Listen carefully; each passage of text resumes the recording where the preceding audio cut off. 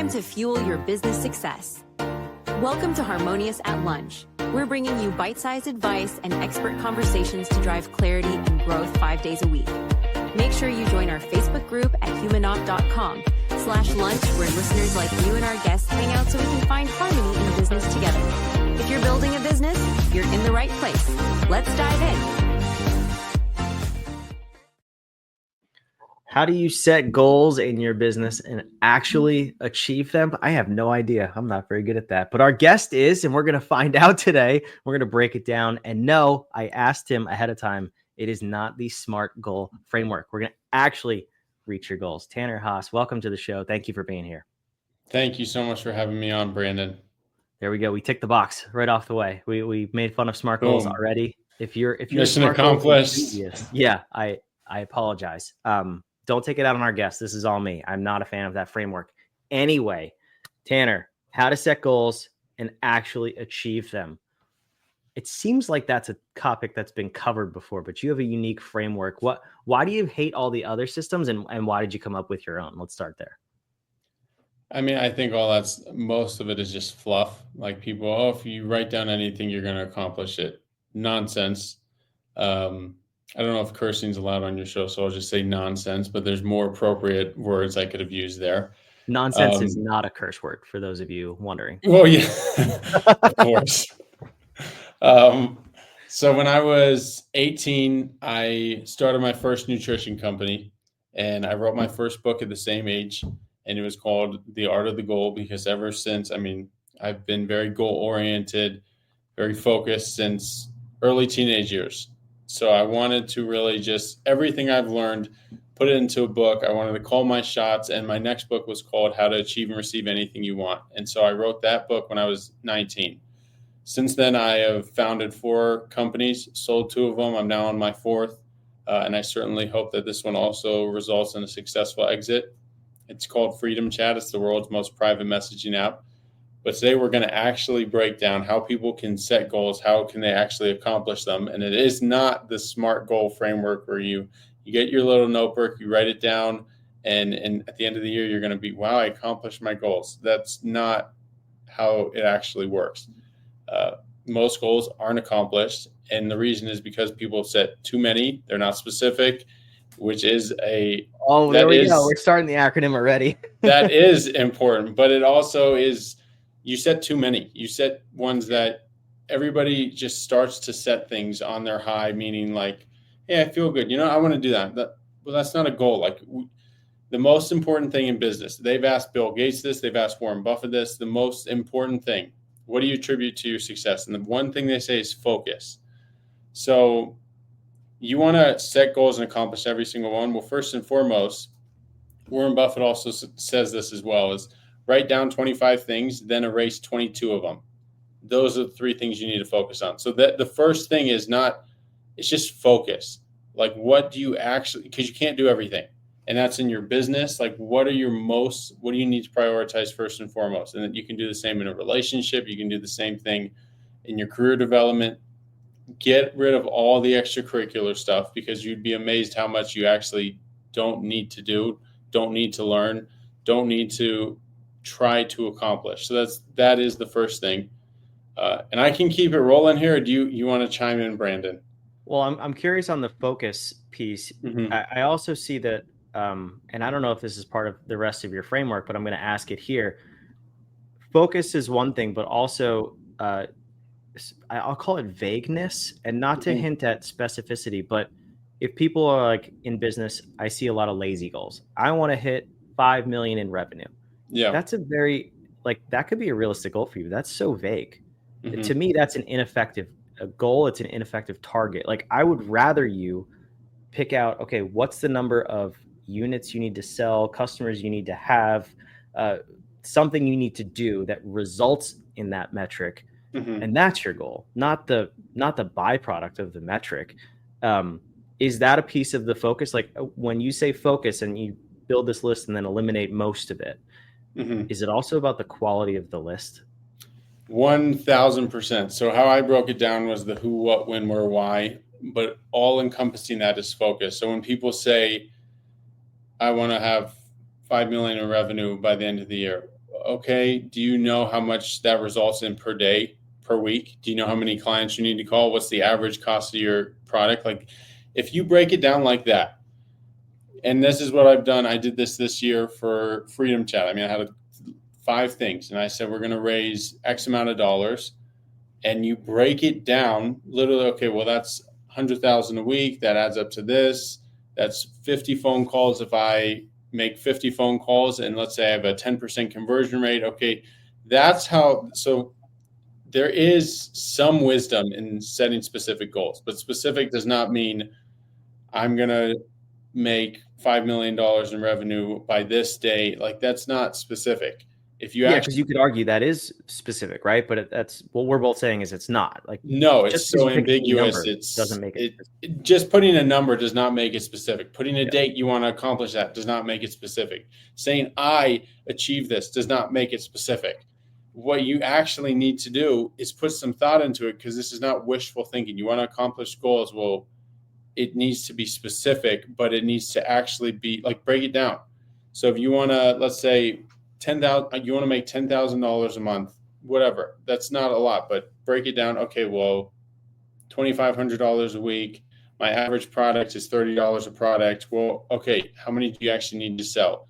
Well, 600. We'll break that down by, like, actually break it down. And when you break it down, not that difficult. And that's how most people, they get caught up and I'm going to do this, and they write it down, and it's in the present tense, and I'm inspiring myself and I'm going to do it. Well, no, you're not. You also have 82 other things you're trying to do. Just putting a number does not make it specific. And just putting it in the present tense, like, that whole framework is wishful thinking. And that's not how stuff gets done in the real world. That's not how stuff gets done in business. Like, you actually need to break it down.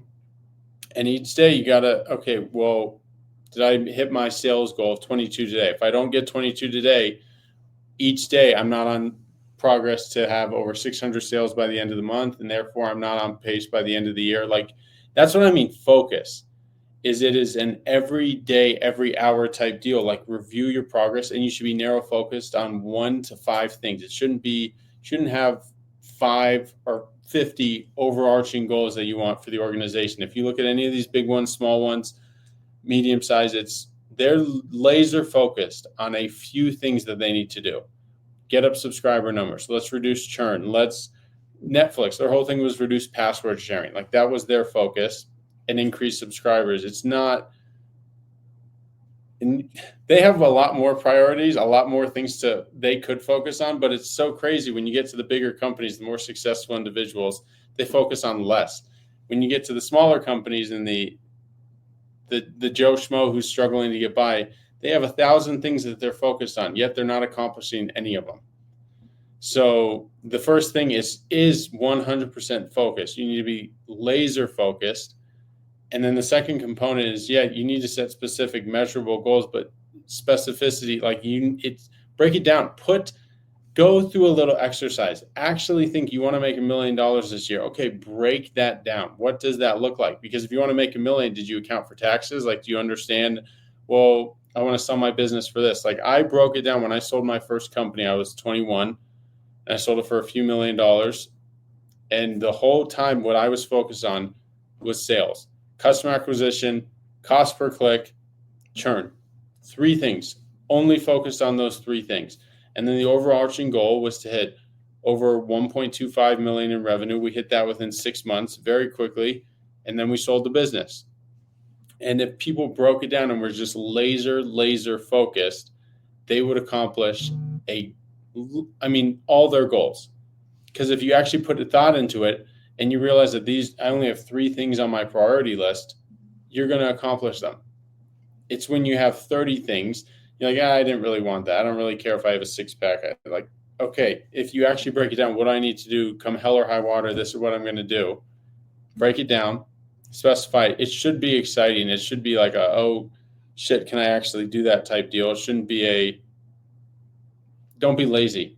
Like, don't do something that I can already do. The whole current goal setting framework is just wishful thinking. They succumb to if you think hard enough about it, it will come. That's not true. So I could just keep going on a tangent. I'll let you. I love it so much. So you're saying if I just chant my affirmations in the morning, I'm not going to be a millionaire? Tanner, unfortunately, how dare you say that? Unfortunately not. I know a lot of people on YouTube, and they want to say that, and they want you to pay for their course. Well, they teach you how to manifest. I'm sorry, and if you're somebody that's paid for that course, then I wish you well. Best of luck. You're probably not listening to this podcast, so probably not listening. Yeah, we're good. They're not here. Trust me. I derailed you though with that question. Focus is obviously super important. What else is involved with your system to make sure that we have our focus? How do we actually go execute and achieve this goal? Mm-hmm.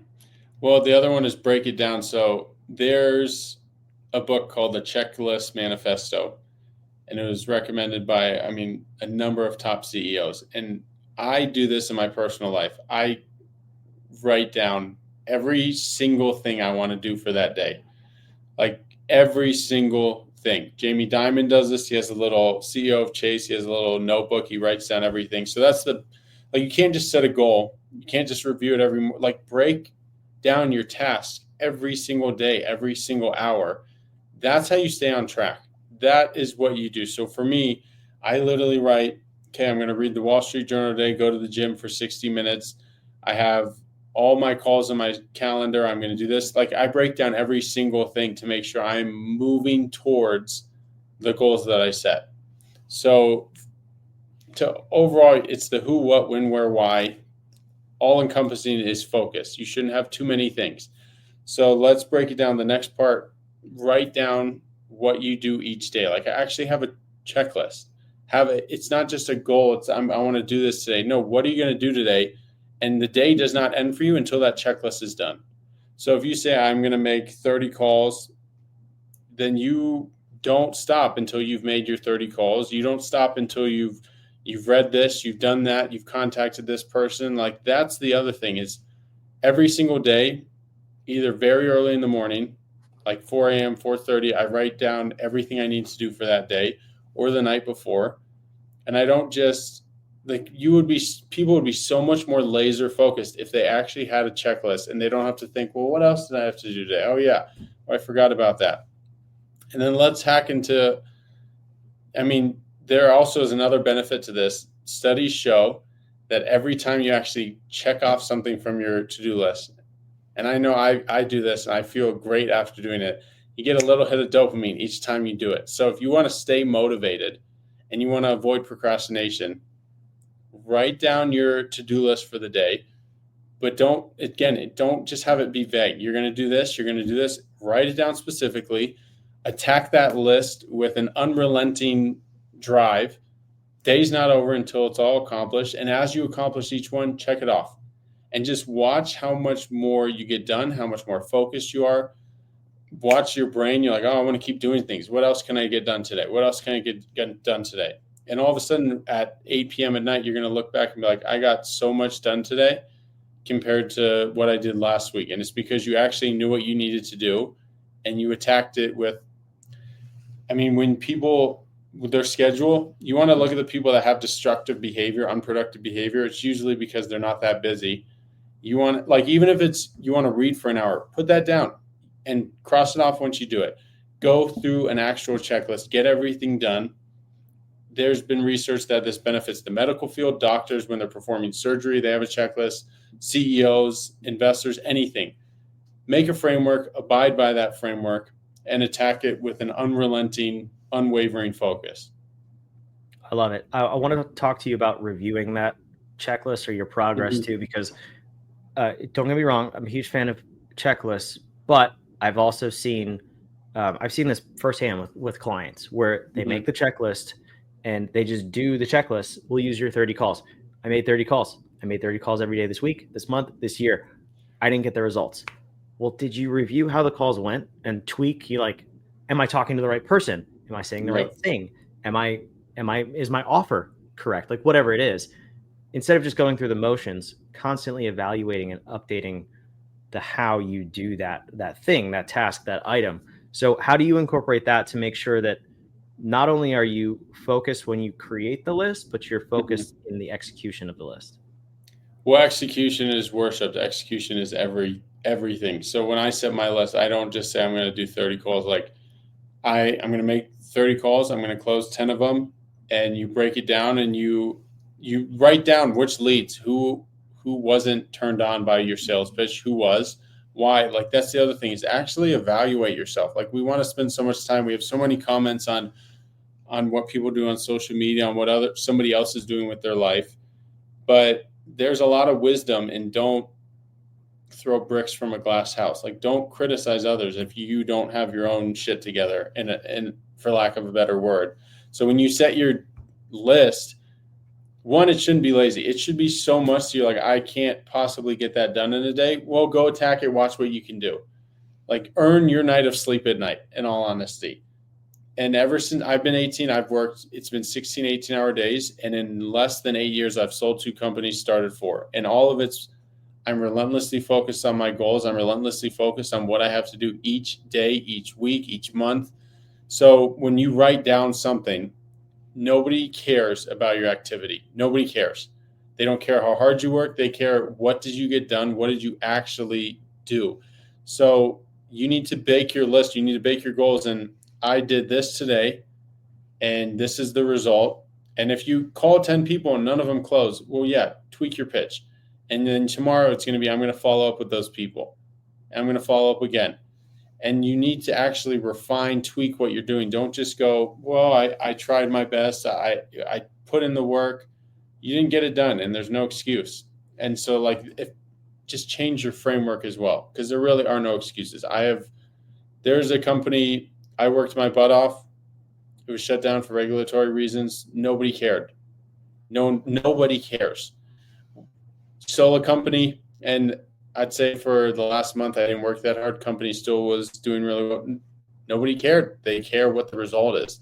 So bake into your checklist, your goals.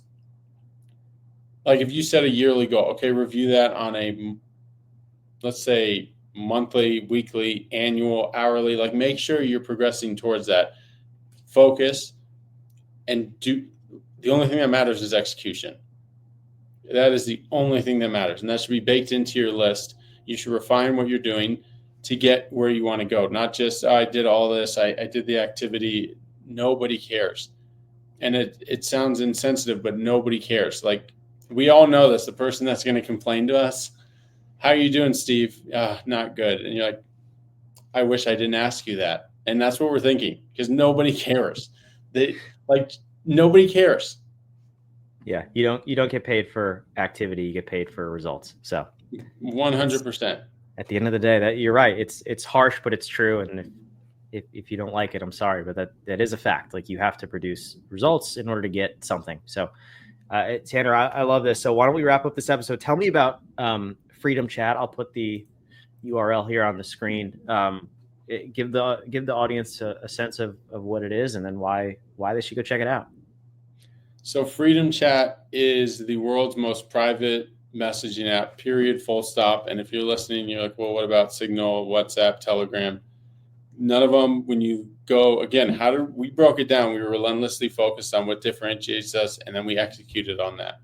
So a lot of these messaging apps today, they say they have end-to-end encryption, which means that your message is encrypted while in transit. Nobody can read it. That's not true. The other, do you store messages on a server? Freedom Chat does not. We have no commercial use of user data. We prevent screenshots, screen recordings. You can edit, unsend, self-destruct. We don't support linked devices, which a lot of these other messaging apps do. Every single one does. So we focused, again, on our mission. How are we going to be the world's most private messaging app? We don't support linked devices, so somebody with one phone number can not go log in on 3 different devices. It's not as convenient, but it's more private, and we stand by that. And I mean, we've been talked about by some very high-profile individuals, and we're going to be kicking off our marketing later this week, and it's full speed ahead. But the goal for Freedom Chat is allow businesses, individuals, friends, family, associates to communicate in complete privacy, and we make it easy to do. And it's, if you have an iPhone, have a Android, go download Freedom Chat, send 10 messages. You will never want to use another messaging app ever again. I promise you that. And you just go to freedomchat.com, download the app, and start speaking freely and messaging privately today. I love it. Go do it. The gauntlet is there. Go do it. Download it. Send 10 messages. And then put it in the comments if you liked it or not. And if you don't, let me know why. And well, I won't get my feelings hurt. We're going to make it as perfect as possible, but I think everybody will be thoroughly impressed. I love it. Tanner, thanks so much for being here. Of course. Thank you so much for having me on. Wherever you're watching, listening, again, the gauntlet has been thrown down. It's on the screen. It's in the show notes down below, freedomchat.com. Go check it out. I hope you enjoyed this episode. And then go set some goals that you're actually going to achieve. Go execute. If nothing else, if you got nothing else from this episode, go do something productive towards your goals and throw away your SMART goals, please. We'll see you on tomorrow's episode of Harmonious at Lunch. Thanks for being here. Another episode of Harmonious at Lunch in the books. I hope this episode made you think and you grabbed some actionable ideas to propel your business. Don't forget to like, comment your takeaways, and subscribe wherever you're listening so we can help more entrepreneurs just like you achieve harmony in their life and business. For cutting-edge tools that bring clarity to your people and processes, check out humanoff.com to download our app today. See you next time.